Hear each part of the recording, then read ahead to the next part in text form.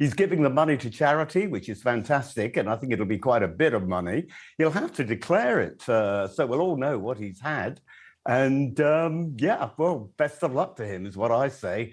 But, you know, I was asked to go on to I'm a Celebrity, get me out of here. Yes. But in the end, I turned it down. Actually, I turned it down over and over and over again. Every time I turned it down, they offered me more money, which was wonderful, very flattering. But I'd been a government whip in charge of deciding who can take time off and who couldn't.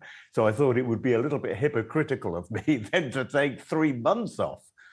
Actually, they said to me, well, you know, it needn't be 3 months. And I said, well, how can that be? And they said, well, you fly out to Australia, you be thoroughly obnoxious for about 1 week, and then you'll be voted off. How about that?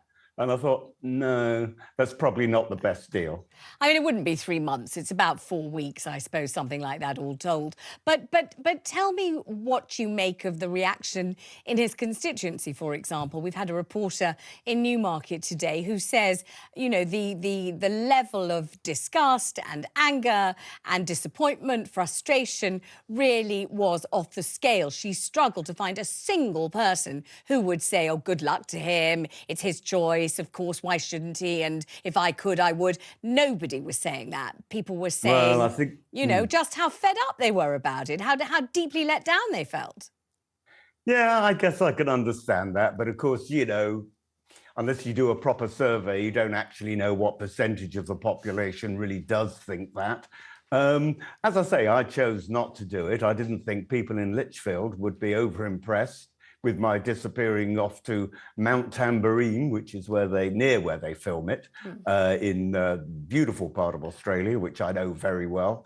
But, you know, at the end of the day, also, I'm a bit of a vegan, only I had steak last night. But what I mean by that is I'm not really into eating offal. I can't stand the idea of, you know, eating chicken liver or chopped liver or something like that. It turns my stomach. So the idea of eating a kangaroo's anus rather turned me off a little bit.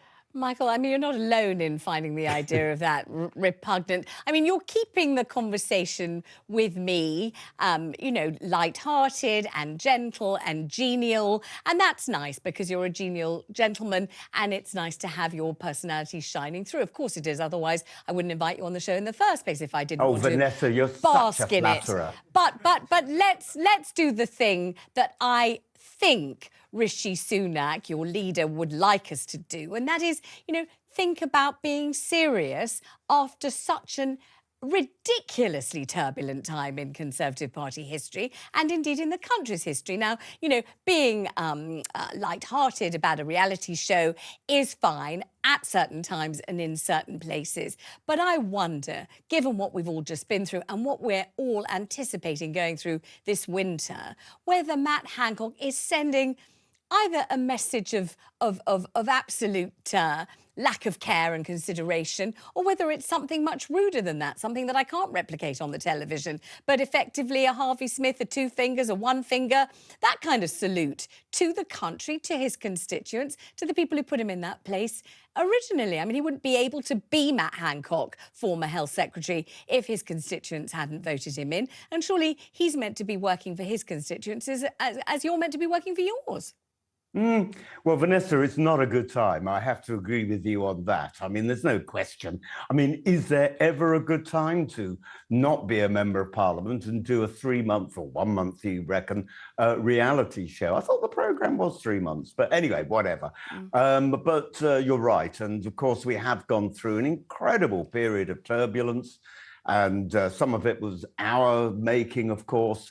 But also we've got a war on in Europe, and it does seem an odd time to go off and do a reality show.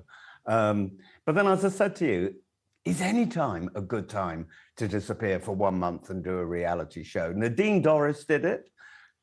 She lost the whip as well for a short while, but it was given back to her. And then, of course, she was made culture secretary. So it didn't work out all bad for her. And her own constituents, who were very angry at the time, have completely forgiven her. So maybe that's what will happen with Matt Hancock.